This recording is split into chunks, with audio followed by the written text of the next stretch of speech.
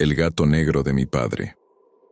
El silencio en nuestra casa no era paz, era una ausencia tan densa y polvorienta que se podía sentir en la garganta con cada bocanada de aire.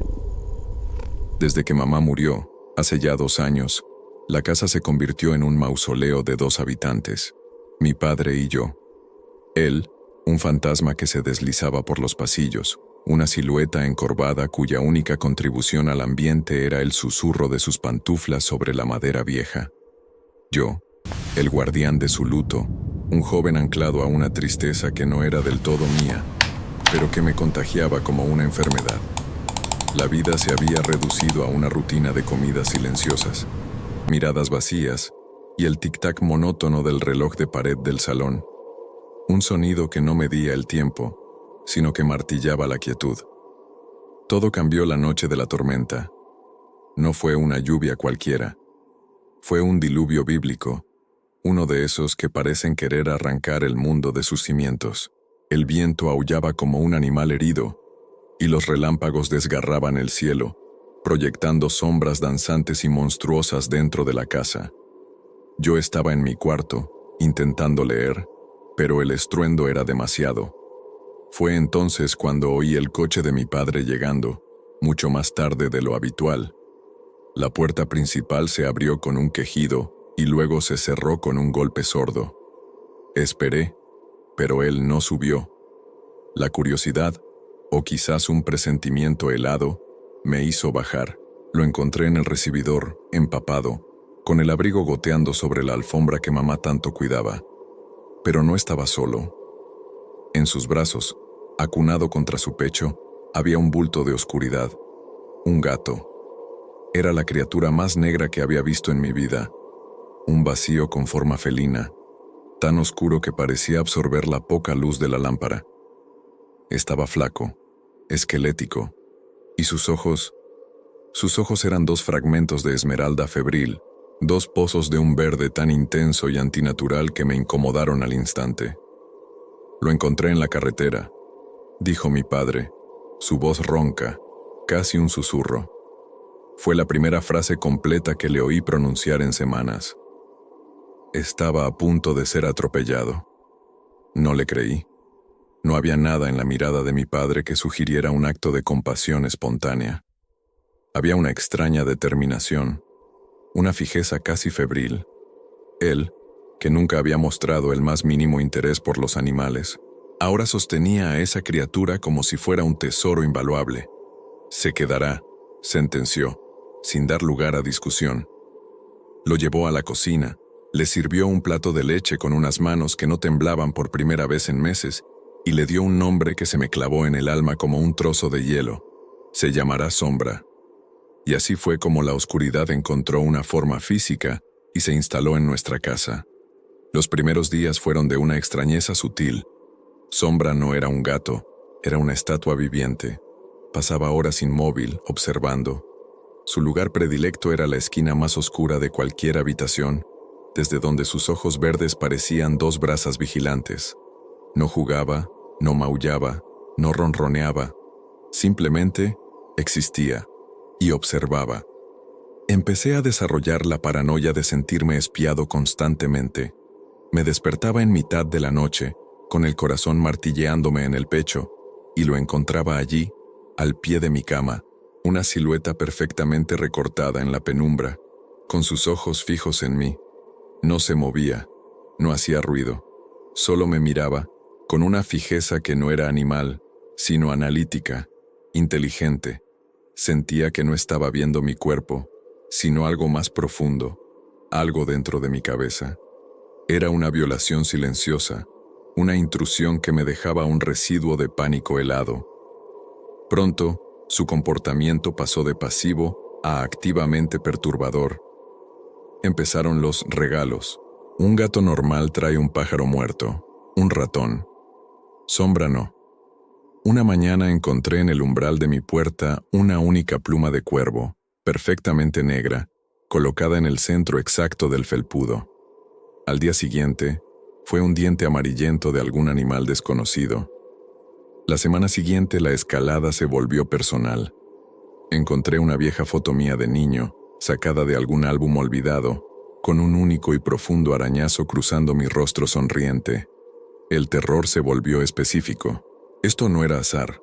Esto era un mensaje. Mi padre, por otro lado, florecía. La presencia de Sombra parecía haberle inyectado una nueva vida. Su espalda se enderezó, el color volvió a sus mejillas. Lo encontré varias veces hablándole al gato en susurros, con una ternura que jamás me había dedicado a mí. Acariciaba su pelaje negro con una devoción casi religiosa.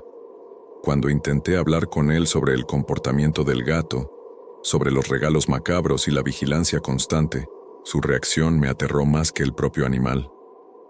«No entiendes, Leo», me dijo, su voz tranquila pero con un filo de acero. «Sombra no es como los demás, tiene una percepción especial. Él nos cuida». Me acusó de estar celoso, de tener una imaginación enfermiza. «Tu madre lo habría entendido», concluyó, y esa frase fue una bofetada.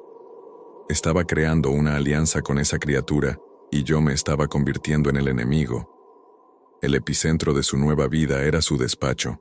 Siempre había sido su santuario, una habitación a la que yo tenía prohibida la entrada desde niño. Era el lugar donde gestionaba sus negocios, sus finanzas, sus secretos. Después de la muerte de mamá, la puerta permaneció siempre cerrada. Ahora, se había convertido en el nido de mi padre y Sombra. El gato entraba y salía de allí con una libertad que yo nunca había tenido, deslizándose por la puerta entreabierta como un hilo de humo negro. Mi padre pasaba horas encerrado allí dentro. Al principio pensé que estaba trabajando, pero una noche, al pasar por el pasillo, el silencio fue roto por un sonido que me heló la sangre. Oí la voz de mi padre, baja y monótona, como si estuviera recitando algo. Y luego, otro sonido. No era un maullido, era un susurro sibilante, inhumano, como el roce de hojas secas o el sonido que haría una serpiente al hablar. Me pegué a la puerta, conteniendo la respiración. El sonido se detuvo al instante. Un silencio absoluto y pesado cayó sobre la casa. Sabía, con una certeza que me paralizaba, que me habían detectado. En ese momento comprendí que lo que ocurría en esa habitación no era de este mundo. La certeza de que algo andaba terriblemente mal se convirtió en una obsesión. Si mi padre no me daba respuestas, las encontraría yo mismo. Mi mente se volvió hacia mi madre. Ella lo conocía mejor que nadie. Recordé una vieja caja de madera que ella guardaba en el fondo de su armario, una caja que llamaba su caja de verdades. Mi padre nunca la había tocado. Una tarde, mientras él estaba encerrado en su despacho con Sombra, me armé de valor y entré en su antiguo dormitorio. El olor a lavanda de mi madre todavía flotaba en el aire, un fantasma de un tiempo más feliz. Encontré la caja. Dentro, junto a cartas y fotos, había varios diarios de tapa dura. Me encerré en mi cuarto y empecé a leer. Las primeras páginas eran mundanas, crónicas de su vida de casada, anécdotas sobre mí. Pero a medida que avanzaba, el tono cambiaba. Mi madre escribía sobre un lado de mi padre que yo desconocía. Un lado oscuro, casi primitivo. Escribía sobre su fascinación por lo esotérico, por las fuerzas antiguas y los intercambios equivalentes. Una frase me saltó de la página. A veces, Alberto me asusta. Habla de la vida y la muerte no como límites, sino como puertas, y cree tener las llaves para todas ellas. Dice que el amor verdadero no debe aceptar el final, debe desafiarlo. Más adelante, describía una extraña colección de libros que él mantenía ocultos, libros con símbolos extraños en las portadas. Hablaba de su creencia en que se podían forjar pactos, no con demonios de cuentos de hadas, sino con fuerzas neutrales y hambrientas que gobiernan el equilibrio del universo. La sangre se me heló. No estaba loco. Mi madre ya había visto esta oscuridad en él. La amenaza, hasta entonces contenida dentro de nuestras paredes, comenzó a filtrarse al exterior. Teníamos una vecina, la señora Emilia, una anciana amable pero chismosa que vivía en la casa de al lado. Su único vicio era su jardín de rosas, y odiaba a los gatos. Varias veces la oí gritarle a Sombra para que saliera de sus macizos de flores. Mi padre siempre la ignoraba. Un martes por la tarde, oí un grito agudo seguido de un golpe sordo. Salí corriendo. La señora Emilia yacía al pie de la escalera de su porche, con una pierna doblada en un ángulo imposible. Mientras los paramédicos la atendían, ella repetía, delirante y pálida: «Fue el gato». Vi un bulto negro pasar entre mis pies. Me empujó. Miré hacia la ventana de nuestro salón. Sombra estaba allí, sentado en el alféizar, inmóvil, observando la escena con sus impávidos ojos verdes. No había duda en mi mente. No había sido un accidente. El terror se solidificó. La noche siguiente, tuve la experiencia más clara hasta el momento. Me levanté para ir al baño. Al volver a mi cuarto, la luz de la luna que entraba por la ventana iluminaba el espejo del armario, y en él, dibujado con el vaho de mi propia respiración, había un símbolo. Era una especie de espiral con 3 líneas que la atravesaban. No se estaba desvaneciendo. Parecía grabado en la condensación, nítido y deliberado. Con manos temblorosas, saqué mi teléfono y le hice una foto antes de que desapareciera. Pasé el resto de la noche investigando en Internet, recorriendo foros de ocultismo y simbología antigua. Finalmente, lo encontré. Era un sigilo, un símbolo rúnico arcaico cuyo significado era guardián del secreto, o en algunas traducciones más siniestras, carcelero del alma. Ya no podía seguir siendo un observador pasivo. A la mañana siguiente, bajé con el diario de mi madre en una mano y el teléfono con la foto del sigilo en la otra. Mi padre estaba en la cocina, dándole trozos de jamón a Sombra, que comía con una delicadeza impropia de un animal. «Tenemos que hablar», dije, mi voz más firme de lo que me sentía. Puse el diario sobre la mesa, abierto en la página donde mi madre hablaba de los pactos. Luego le mostré la foto. «¿Qué es esto, papá? ¿Qué está pasando en esta casa?» Esperaba negación, ira, quizás incluso preocupación. Pero no obtuve nada de eso. Su rostro, por un instante, se contrajo en una máscara de furia pura y fría. Sus ojos se oscurecieron. Sombra dejó de comer y siseó, un sonido gutural y venenoso. Mi padre se levantó lentamente.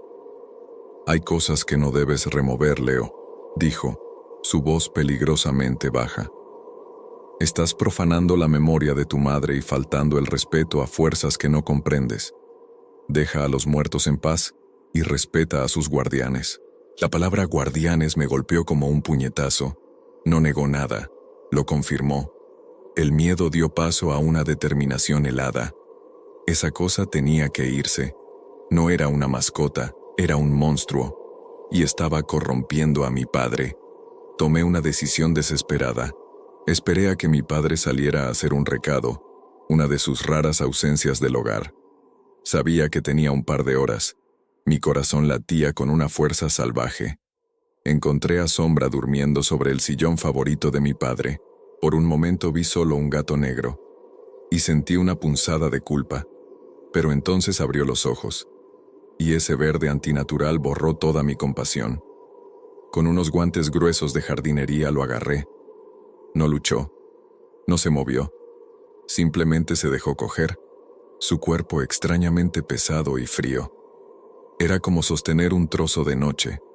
Lo metí en una caja de transporte que compré esa misma mañana, y sentí su mirada fija en mí a través de la rejilla. Conduje durante casi 2 horas, adentrándome en el campo, hasta llegar a un pueblo vecino donde sabía que había un refugio de animales. Dejé la caja en la puerta, toqué el timbre y corrí hacia mi coche sin mirar atrás. Mientras me alejaba, una sensación de alivio abrumador me invadió. Lloré. Lloré de miedo, de tensión, pero sobre todo, de liberación. El aire en el coche parecía más limpio, más ligero. Por primera vez en meses, sentí una brizna de esperanza. La pesadilla, quizás, había terminado. Llegué a casa al anochecer. La casa estaba silenciosa, pero era un silencio diferente. Un silencio vacío, normal, Mi padre aún no había vuelto. Subí a mi cuarto, me duché, sentí como si me estuviera lavando meses de suciedad invisible. Me sentía agotado pero en paz. Cuando mi padre llegó no me preguntó por el gato. Asumí que pensaba que estaba escondido en algún lugar de la casa. Cenamos en un silencio casi cómodo. Por primera vez, sentí que podríamos recuperarnos. Me fui a la cama sintiéndome extrañamente optimista. Dormí profundamente, sin pesadillas. A la mañana siguiente, me desperté con los primeros rayos de sol. Bajé las escaleras silbando en voz baja. Fui a la cocina a prepararme un café y al pasar por la puerta principal, miré por la mirilla. Y el mundo se detuvo. Sentado en el felpudo de la entrada, perfectamente quieto, estaba Sombra. No estaba sucio ni parecía cansado por un viaje imposible de más de 100 kilómetros. Estaba impoluto, su pelaje negro brillante bajo el sol de la mañana. Me estaba esperando. Y cuando levantó la cabeza y sus ojos verdes se encontraron con los míos a través del cristal de la mirilla, no vi a un animal que había vuelto a casa. Vi a un carcelero que había vuelto a su puesto. Vi una sentencia. La esperanza se hizo añicos y fue reemplazada por un terror absoluto y sin fondo. No se podía escapar de él. Era una fuerza sobrenatural, y yo la había desafiado. La revelación de su regreso imposible rompió algo dentro de mí. La negación y la esperanza fueron pulverizadas, reemplazadas por una certeza helada. Estaba atrapado. Pero si iba a ser un prisionero, al menos sabría el nombre de mi carcelero y la naturaleza de mi celda. La verdad final estaba en el despacho de mi padre. Ya no era una cuestión de curiosidad, era una necesidad existencial. Esa noche, esperé hasta que el silencio de la casa fue absoluto. Esperé hasta oír los ronquidos suaves y regulares de mi padre desde su dormitorio. Con el corazón en la garganta, me deslicé fuera de mi cuarto. Sabía dónde guardaba mi padre un juego de llaves de repuesto, en un pequeño cajón de la cómoda del pasillo. Mis dedos temblaban tanto que apenas podía coger la llave correcta, la pequeña llave de latón del despacho. Cada crujido del suelo de madera sonaba como un disparo en la quietud. Sombra no estaba a la vista, pero sentía su presencia en cada sombra, en cada rincón oscuro. Introduje la llave en la cerradura. Giró con un clic que resonó en mis oídos. Empujé la puerta y entré en la boca del lobo. El aire dentro era viciado y frío. Olía a cera de velas quemadas, a polvo viejo y a algo más, algo metálico y dulzón como la sangre seca. La habitación no era un despacho, era un santuario. Las estanterías no estaban llenas de libros de contabilidad, sino de tomos encuadernados en cuero oscuro, sin títulos, solo con símbolos grabados en sus lomos. Y en el centro, donde debería haber un escritorio, había una especie de altar de madera oscura. Sobre el altar, el horror tomó forma. En el centro, había una hermosa fotografía enmarcada de mi madre sonriendo. A su alrededor, un círculo de velas negras, muchas de ellas consumidas hasta la base. El mismo sigilo que había visto en el espejo estaba meticulosamente tallado en la superficie del altar, justo delante de la foto. Y sobre el sigilo reposaba un solo objeto, el collar de perlas que mi madre usó el día de su boda, ahora opaco y sin vida. A un lado del altar había un libro abierto. No era uno de los tomos antiguos, sino un diario de aspecto moderno, idéntico a los que usaba mi madre. Era la caligrafía de mi padre. Con manos temblorosas, me acerqué y empecé a leer la última entrada, fechada apenas una semana después del funeral de mi madre. La escritura era frenética, casi ilegible, manchada en algunos lugares por lo que parecían ser lágrimas. No puedo vivir en un mundo donde ella no existe. El silencio de esta casa es un grito. No la traeré de vuelta. Los viejos textos son claros sobre esa abominación, pero no la dejaré ir. No permitiré que su esencia, su alma, se disipe en la nada o viaje a un lugar donde no pueda sentirla. Existe un ritual, un anclaje, un pacto no de resurrección, sino de permanencia. Se requiere un sacrificio, no de sangre, sino de servidumbre, y un guardián para velar por el ancla. La fuerza que he convocado es antigua, indiferente, no pide adoración, solo cumplimiento. Le he ofrecido mis años restantes, mi devoción a este secreto, a cambio de que el alma de mi Helena permanezca aquí, atada a este lugar, a mí. La entidad ha aceptado, y me ha enviado al guardián. Llegará pronto. Será mi compañero, mi vigilante, y el carcelero de mi amor eterno. Todo encajó. La devoción de mi padre, el comportamiento del gato, el sigilo, la palabra guardián. Sombra no era el monstruo, no era un demonio, era el instrumento de un pacto, el carcelero enviado por una entidad cósmica para asegurarse de que mi padre cumpliera su parte del trato. Mi padre, en su dolor egoísta, no había traído a mi madre de vuelta a la vida. La había condenado a ser una prisionera en su propia casa, su alma anclada por un ritual oscuro. Y Sombra era el perro guardián de su celda invisible. El verdadero monstruo, el artífice de todo este horror era mi propio padre. Un crujido en la puerta me hizo dar un respingo. Me giré, aterrorizado. Mi padre estaba allí, en el umbral, vestido con su bata. Detrás de él, pegado a su pierna, estaba Sombra. En los ojos de mi padre no había sorpresa ni ira, solo una infinita y desolada tristeza. Me había estado esperando. Ahora lo sabes, dijo, su voz carente de toda emoción. ¿Qué le hiciste?, susurré, señalando la foto de mi madre. ¿Cómo pudiste? La amaba demasiado para dejarla ir, respondió él, simple y llanamente, como si eso lo justificara todo. La salvé del olvido. La encarcelaste, repliqué, mi voz temblando de rabia y horror. El amor exige sacrificios, dijo él, avanzando hacia la habitación. Sombra se deslizó a su lado, sus ojos verdes fijos en mí. Ya no me miraba como a un intruso, me miraba como a una pieza más del tablero. Y ahora que conoces el secreto, continuó mi padre deteniéndose frente a mí, tú también formas parte de él. El pacto debe ser protegido. El ancla debe ser vigilada. Señaló a Sombra. Él no te hará daño mientras respetes el santuario, mientras respetes el secreto. Ahora eres como yo, un guardián. La verdad me cayó encima con el peso de una lápida. No había escapatoria. No se trataba de huir de un gato monstruoso. Se trataba de un legado. Un deber impuesto por el amor enfermo de mi padre. Estaba atado a esa casa, a ese secreto, a ese guardián. Los años siguientes fueron una lenta agonía. Mi padre envejeció rápidamente, como si el pacto consumiera su fuerza vital. Yo me convertí en un autómata. Cuidaba de él, cuidaba de la casa, y aprendí a vivir con la presencia constante de Sombra. Nunca volví a entrar en el despacho, pero sentía su poder emanando de la puerta cerrada. El gato y yo desarrollamos una tregua silenciosa, un entendimiento mutuo. Él era el carcelero, y yo el prisionero que había aceptado su condena. Mi padre murió en una tranquila mañana de otoño. Murió en su cama, con Sombra acurrucado a sus pies. Sus últimas palabras, dirigidas a mí, fueron un susurro helado. Cuida de ella, Leo. Cuida del guardián. Ahora es tu responsabilidad.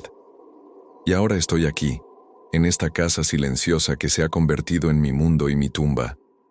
Escribo esta historia, quizás como una forma de confesión, quizás para que alguien sepa la verdad. Mientras mis dedos teclean, siento un peso familiar en mi regazo. Es Sombra. Por primera vez desde que llegó, está ronroneando. Pero su ronroneo no es un sonido de consuelo. Es el motor de un mecanismo eterno. Es el sonido de la posesión, de la continuidad. Levanta la cabeza y sus ojos verdes, los mismos ojos que vi aquella noche de tormenta, se clavan en los míos. Ya no soy el hijo del dueño del pacto. Ahora, el pacto es mío. El secreto es mío. Y el gato negro es mi legado, mi sombra eterna. Epílogo. El ronroneo del silencio. Han pasado 10 años. 10 años son una eternidad cuando cada día es una copia exacta del anterior, un eco perfecto de la misma desolación. He cumplido 34, aunque si me mirara en un espejo, cosa que evito, vería el rostro de un hombre mucho mayor. Hay plata en mis sienes, un mapa de finas arrugas alrededor de mis ojos que no hablan de risas, sino de una vigilia perpetua. Mis ojos son lo peor. Han perdido cualquier brillo de juventud. Son 2 pozos opacos que reflejan el polvo suspendido en el aire de esta casa muerta. La casa, la mantengo impecable. Es una compulsión, un ritual. Limpio el polvo de los muebles que nadie usa, pulo la plata que nunca servirá una cena, aspiro las alfombras que solo conocen el peso de mis pies y de sus 4 patas silenciosas. El orden es mi única defensa contra el caos que ruge en mi interior. Es una fortaleza de pulcritud contra una entropía del alma. Pero es una farsa. La casa está muerta. No importa cuán limpia esté, el aire es pesado, estancado. Es el aire de una cripta. Mi vida se ha reducido a este espacio. Trabajo desde casa, un empleo anónimo de introducción de datos que me permite pagar las facturas y no tener que ver un rostro humano. La compra llega en cajas de cartón que dejo en la puerta durante horas antes de atreverme a meterlas. Las interacciones humanas son un recuerdo lejano, un idioma extranjero que he olvidado cómo hablar. Al principio, después de la muerte de mi padre, intenté mantener algunos lazos. Llamadas telefónicas a viejos amigos de la universidad, mensajes. Pero mi voz sonaba hueca. Mis respuestas eran monosílabos.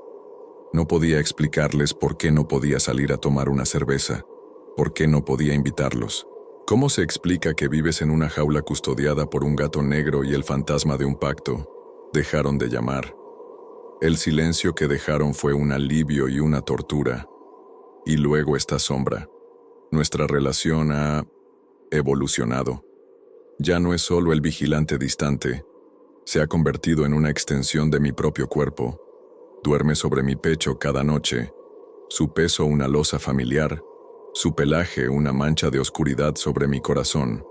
Su ronroneo es la banda sonora de mi existencia. Es un zumbido de baja frecuencia que vibra a través de mi esternón. Un mantra que calma mis nervios hasta el punto de la apatía. A veces, creo que ese sonido constante aplana mis pensamientos, lija los bordes afilados de mi pánico, hasta convertirlos en una resignación suave y opresiva.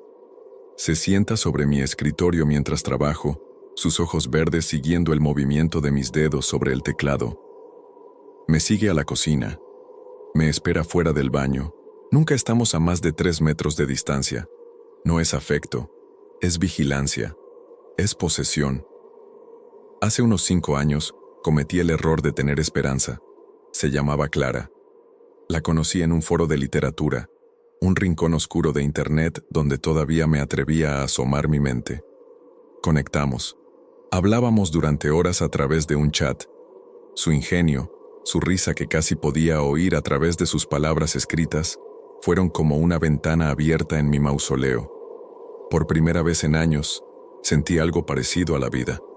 Me habló de su pequeño apartamento lleno de plantas, de su trabajo como bibliotecaria, de su amor por las películas de terror antiguas. Me sentí como un hombre normal. La estupidez del amor, o de su espejismo, me hizo valiente. Decidimos vernos. El pánico me invadió, pero la idea de Clara era más fuerte. Era una luz tan brillante que pensé que podría quemar las sombras de esta casa. El día de la cita, me levanté sintiendo una mezcla de terror y euforia. Sombra lo supo. No hizo nada dramático. Su crueldad siempre ha sido quirúrgica. Mientras me duchaba, oí el leve sonido de algo cayendo al suelo en mi despacho. No le di importancia. Cuando salí, listo para vestirme, descubrí que mi ordenador portátil, donde tenía toda la información de Clara y nuestras conversaciones, estaba en el suelo con la pantalla rota. Un accidente. Sombra estaba sentado a su lado, lamiéndose una pata con inocencia. El pánico se apoderó de mí, pero persistí. Tenía su número de teléfono. Podía llamarla. Fui a por mi móvil. No estaba en la mesilla de noche. No estaba en ningún sitio. Lo busqué durante 1 hora, frenético, vaciando cajones, levantando cojines. Desaparecido. Finalmente, con el corazón encogido, decidí ir directamente a la biblioteca donde trabajaba. Cogería el coche y le explicaría lo sucedido. Fui al recibidor a por las llaves del coche. El llavero no colgaba de su gancho. Desesperado, me senté en el suelo de la entrada, derrotado. Fue entonces cuando Sombra bajó las escaleras, lenta, deliberadamente. En su boca no traía un ratón ni un pájaro. Traía una sola flor, una gardenia blanca, exactamente la flor que Clara me había dicho que era su favorita y que cultivaba en su balcón. La depositó a mis pies, intacta, perfecta, y me miró. El mensaje era inequívoco. Sé quién es, sé dónde vive, sé lo que representa para ti, y puedo tocarla, puedo llegar a ella, pero he elegido no hacerlo. He elegido solo quitarte la esperanza. Sé un buen prisionero, y tu ilusión de mundo exterior permanecerá intacta. Nunca volví a contactar con Clara. Borré mi perfil del foro. Corté el último hilo que me unía al mundo. La gardenia se marchitó en un vaso de agua, un monumento a mi cobardía y a su poder. Tras ese incidente, me hundí en una nueva profundidad de desesperación. Fue entonces cuando empecé a sentirla a ella, a mi madre, no como un fantasma visible. Era algo más sutil y mucho más horrible. A veces, al entrar en una habitación, un fugaz aroma de su perfume, L'air du Temps, flotaba en el aire antes de desvanecerse. Otras veces, sentía un punto de frío intenso cerca de su sillón favorito en el salón, un frío que me calaba hasta los huesos. Y lo peor de todo eran los susurros. En el silencio absoluto de la noche, al borde del sueño, a veces oía una palabra, una sílaba, con su voz. Sonaba lejana, distorsionada, y siempre estaba cargada de una pena insondable. Comprendí que mi padre no la había salvado del olvido. La había condenado a un purgatorio consciente. No estaba en paz, estaba aquí, atrapada, sufriendo, y su sufrimiento se filtraba por las grietas de la casa. El pacto no le había dado la inmortalidad del amor, sino la eternidad de la agonía. Esta revelación me impulsó a hacer algo que había jurado no volver a hacer. Volví a entrar en el despacho de mi padre. El altar seguía allí, cubierto por una fina capa de polvo que yo nunca limpiaba. El collar de perlas de mi madre parecía aún más opaco, grisáceo. Sentí su pena en esa habitación con una fuerza abrumadora, pero ya no tenía miedo. El miedo había sido sustituido por una necesidad necrótica de saber, de entender la mecánica de mi infierno. Me convertí en un erudito de mi propia condena. Durante años, pasé mis noches en esa habitación prohibida, descifrando los textos arcanos de mi padre. Aprendí fragmentos de lenguas muertas, memoricé sigilos, tracé diagramas cosmológicos que hablaban de entidades que existen en los ángulos de la realidad. Sombra se sentaba sobre el altar mientras yo estudiaba, sus ojos verdes reflejando la luz de mi lámpara, como un profesor silencioso supervisando a su único y eterno alumno. Fue en el lomo de uno de los libros más antiguos, uno encuadernado en piel que no parecía de ningún animal conocido, donde encontré la verdad final. No estaba en el texto principal, sino en unas anotaciones al margen, escritas con una tinta que parecía hecha de óxido, en una caligrafía diminuta y arañada. Eran anotaciones que mi padre, en su dolor y prisa, debió de pasar por alto o malinterpretar. La verdad era infinitamente más monstruosa de lo que había imaginado. El pacto no era un simple anclaje. El alma atrapada, el ancla, mi madre, no estaba simplemente siendo preservada. Era el cebo, era el catalizador, era el alimento. La entidad con la que mi padre pactó no era un simple registrador cósmico, era un parásito que se alimenta de las emociones humanas más fuertes, el amor y el duelo. El ritual del anclaje no encadena el alma, sino que la conecta a la entidad, que la consume lentamente, sorbiendo su esencia, sus recuerdos, su amor, como si fuera el más exquisito de los vinos. El guardián, Sombra, no era un simple carcelero. El texto lo describía como un simbionte o un catalizador viviente. Su función era supervisar el proceso de consumo y, lo que es más importante, preparar al siguiente anfitrión. El anfitrión, primero mi padre, ahora yo, no era solo el guardián del secreto. Éramos el conducto. La energía del alma consumida era canalizada a través de nosotros, transformándonos lentamente, vaciándonos de nuestra propia voluntad y llenándonos con la esencia de la entidad. Nos estábamos convirtiendo, molécula a molécula, en una extensión del parásito. Y aquí venía el verdadero horror, la cláusula final del contrato que mi padre nunca leyó: la propagación. El pacto es un ciclo.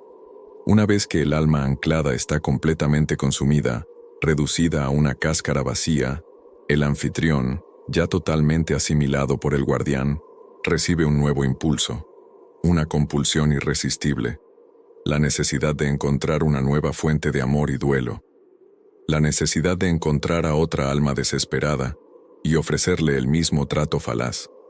No somos guardianes, somos la siguiente generación de la plaga. Mi padre no solo se condenó a sí mismo y a mi madre, me condenó a convertirme en el misionero de esta enfermedad cósmica. Cerré el libro. El silencio en la habitación era absoluto. Miré a Sombra.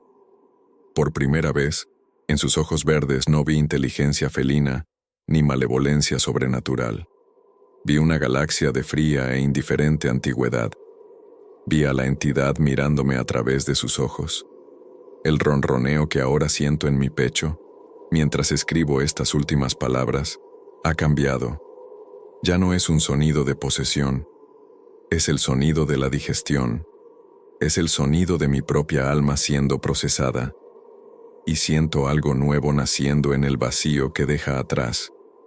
Una compulsión, un hambre. Una parte de mí, la última parte que todavía es Leo, escribe esto como una advertencia.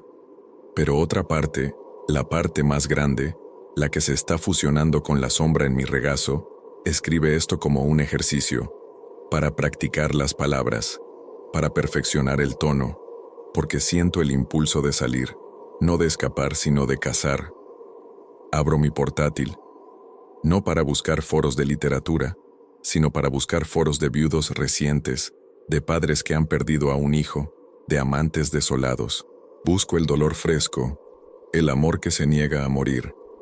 Busco a alguien a quien pueda acercarme, a quien pueda ofrecerle un consuelo imposible, alguien a quien pueda mentirle, diciéndole que el amor no tiene por qué aceptar el final, alguien a quien pueda ofrecerle un regalo, quizás un gato, uno muy negro, uno que necesite un hogar.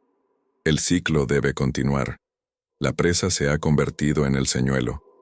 Y el hambre es eterna, el origen de la sombra. El tiempo para mí ya no es una línea recta, es un estanque de aguas negras y quietas. A veces una brisa del presente agita la superficie, creando ondas que distorsionan el pasado. Otras veces, el lodo del fondo sube y enturbia todo lo que soy. La entidad que vive dentro de mí, esa conciencia fría y antigua que se expresa a través del ronroneo de Sombra, no está interesada en mi futuro. No tengo uno. Está obsesionada con su propio linaje, con su genealogía. Y yo soy su archivero, su bibliotecario maldito. La compulsión llegó una noche de invierno. No fue un pensamiento mío. Fue un impulso ajeno. Una orden silenciosa que me hizo levantarme de la cama y bajar al despacho de mi padre. La habitación, mi antiguo lugar de estudio y revelación, ahora se sentía diferente. Ya no era el santuario de un hombre roto, sino la primera oficina de una franquicia de la que yo era el nuevo gerente. Sombra se deslizó delante de mí, como un ujier guiándome a mi puesto. Mis manos, actuando por cuenta propia, no fueron a los libros de las estanterías, fueron al pesado escritorio de roble.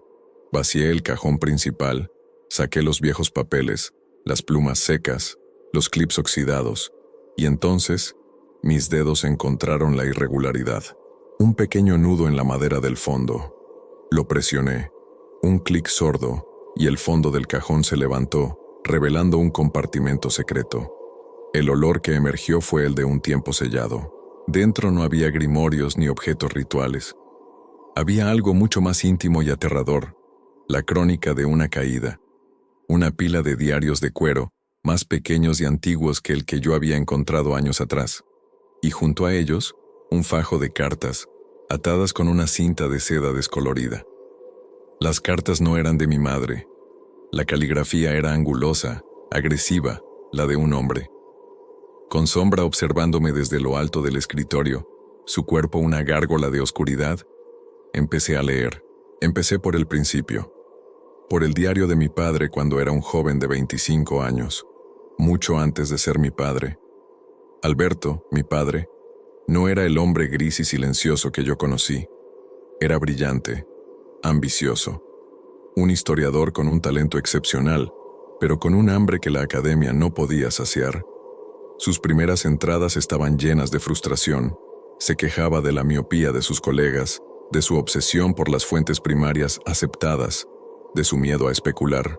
Él, en cambio, se sentía atraído por las sombras de la historia, por los textos apócrifos, las herejías suprimidas, las leyendas que, según él, eran el eco distorsionado de verdades más grandes.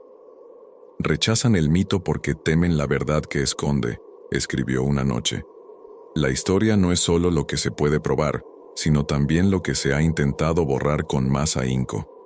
La verdadera historia está en las lagunas, en las páginas quemadas. Fue en esa época cuando conoció a Elena, mi madre. La descripción que hace de ella en su diario es la de un hombre que ha encontrado su centro. La describe como luz pura, un ancla a la belleza tangible de este mundo. Su amor era palpable en cada palabra. Durante años esa luz pareció suficiente. Su ambición se suavizó. Su hambre pareció saciarse. Se casaron, compraron esta casa, nací yo.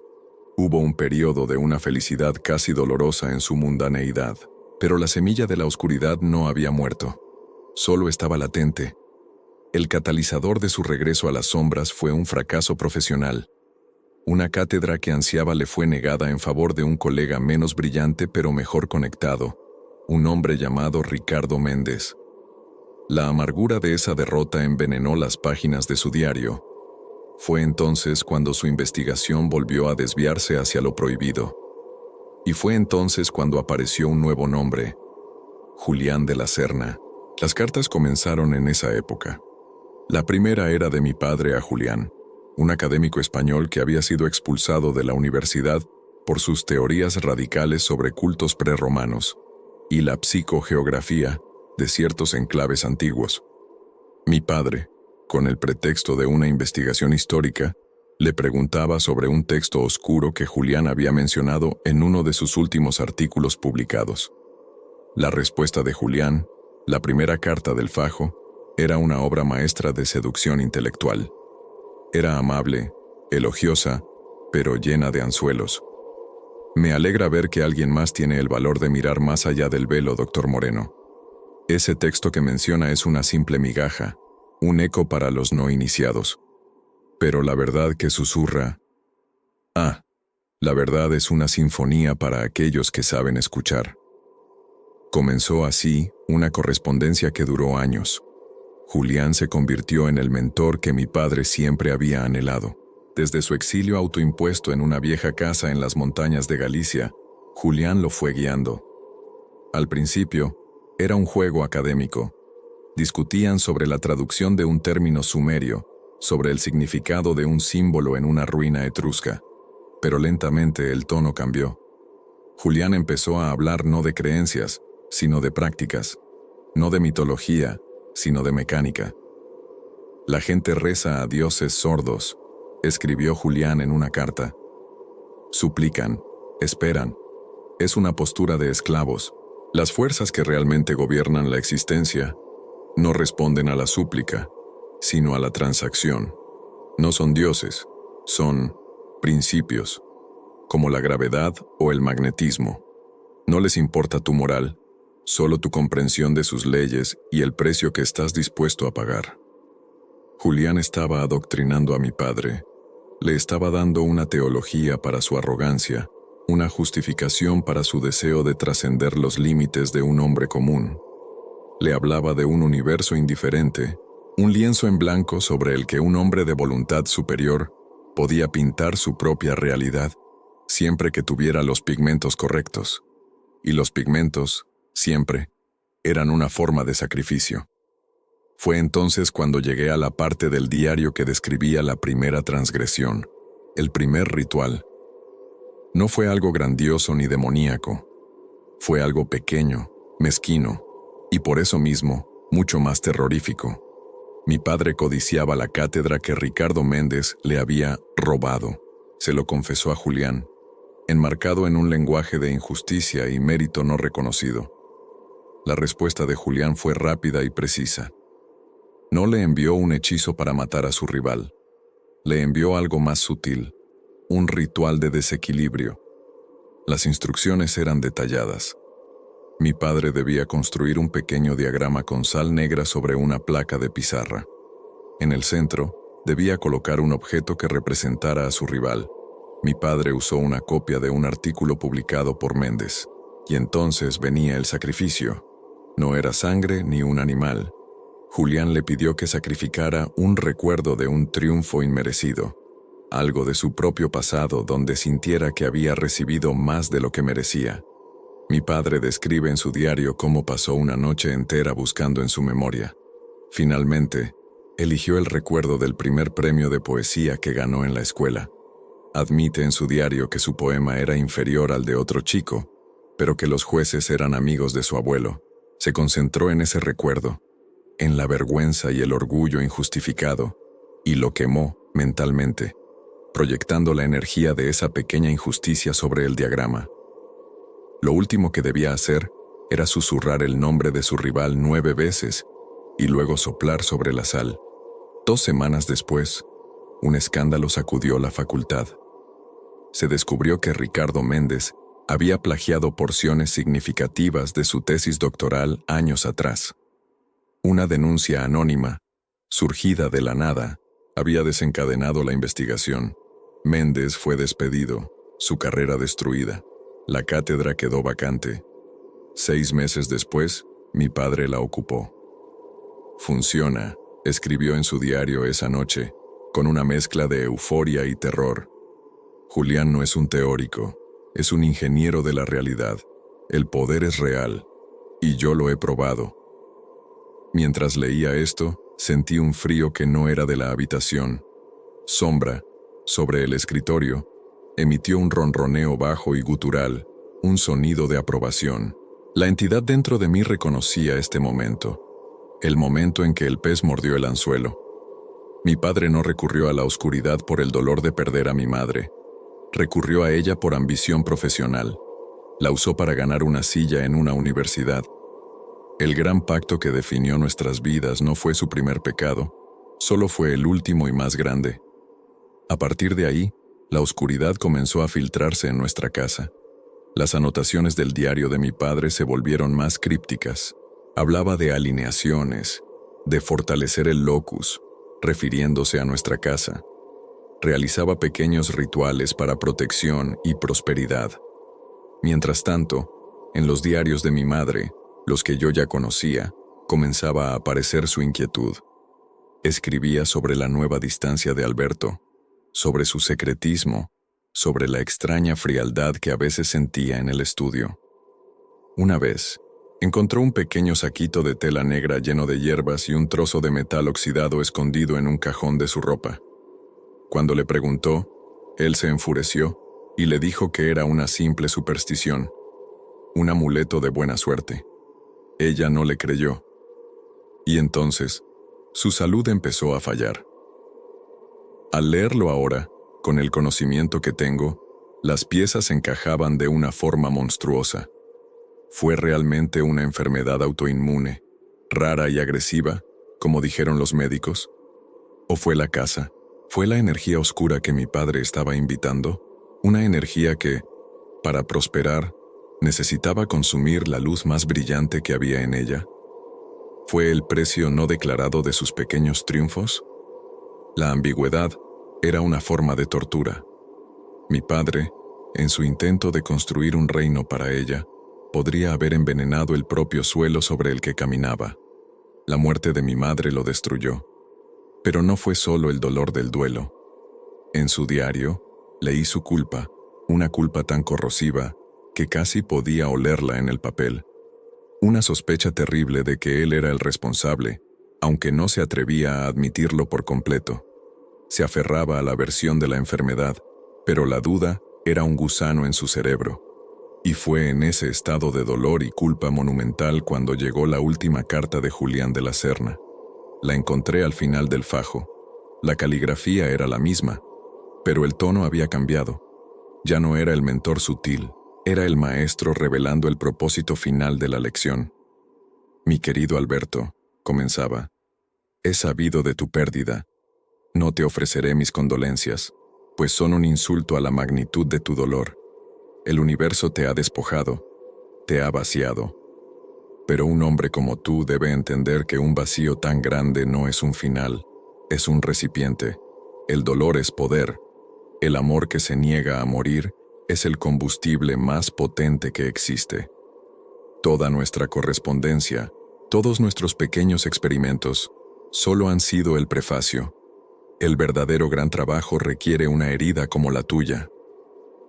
Has anclado tu voluntad al mundo material para obtener pequeñas ganancias. Ahora, el universo te ofrece la oportunidad de realizar el anclaje definitivo, no para traerla de vuelta. Sabes que esa es una abominación que solo crea una cáscara hueca, sino para negarte a dejarla ir, para mantener su esencia atada a ti, a tu lado, más allá de la barrera de la muerte. Es el acto de voluntad más puro y egoísta, y por tanto, el más sagrado. Ya conoces la teoría, ya sabes los pasos. El precio, como siempre, es la servidumbre. Y el pacto, como siempre, requiere un guardián. Él vendrá cuando lo llames. Ha estado esperando, siempre lo ha estado. La firma era Julián, y debajo de ella, una pequeña postdata que me heló la médula espinal. Yo también perdí a mi Isabel hace 40 años, y ella sigue conmigo cada día, observándome a través de los ojos de mi fiel compañero. Te doy la bienvenida, hermano. Has completado tu aprendizaje. Lo entendí todo, Julián. Él fue el anfitrión anterior. Él era como yo ahora. Su fiel compañero era su propio sombra. Su mentoría a mi padre no fue un acto de camaradería intelectual. Fue el cumplimiento de su propio pacto. Fue el acto de propagación. Había encontrado a un alma desesperada y ambiciosa. La había preparado, la había adoctrinado y, cuando la tragedia golpeó, le dio el empujón final. Terminé de leer. El sol de la mañana comenzaba a filtrarse por la ventana del despacho, pero no traía calor. La entidad dentro de mí estaba satisfecha. Satisfecha de conocer su historia, su linaje de desesperación. Ya no era solo el hijo de Alberto Moreno, el hombre que hizo un pacto. Era el último eslabón de una cadena que se remontaba a Julián de la Serna y su Isabel, y quién sabe cuántos más antes que él. Éramos una dinastía de hombres que amaron tanto que destruyeron lo que amaban. Miré a Sombra. Sus ojos verdes parecían contener un conocimiento ancestral. Él había estado con Julián, y antes de Julián, con otro. Él era el único elemento constante, el parásito inmortal que saltaba de anfitrión en anfitrión. Y yo, el nuevo anfitrión, ahora tenía el manual de instrucciones completo. No solo sabía cómo mantener el pacto, sabía cómo crearlo desde cero. Sabía cómo identificar a un candidato, cómo seducirlo con promesas de poder y conocimiento, cómo esperar pacientemente a que la vida le asestara el golpe de gracia. El impulso dentro de mí se agudizó. Ya no era un hambre ciega. Ahora tenía un método, una estrategia. Abrí mi portátil, el ronroneo de Sombra vibrando a través de la madera del escritorio. un motor arrancando. Fui a los foros, a los grupos de duelo. Busqué un hombre joven, brillante, frustrado. Un hombre que acababa de perder al amor de su vida. Encontré uno, un astrofísico que se quejaba amargamente en un blog de que su esposa, una artista, había muerto en un accidente sin sentido. Se preguntaba sobre el orden del cosmos, sobre la injusticia de las leyes universales. Mis dedos comenzaron a escribir, casi por su cuenta. Dr. Evans, he leído su trabajo sobre la materia oscura con gran admiración. Soy un historiador privado que cree, como usted, que las leyes que vemos no son todas las que existen. Siento su pérdida, pero permítame, como estudioso de filosofías olvidadas, decirle algo. El universo no es injusto, simplemente es indiferente, y a la indiferencia no se le suplica, se le imponen las condiciones. La carta era perfecta, amable, académica, respetuosa y llena de anzuelos. La cadena no se rompería. Se estaba forjando un nuevo eslabón, y esta vez, el maestro era yo.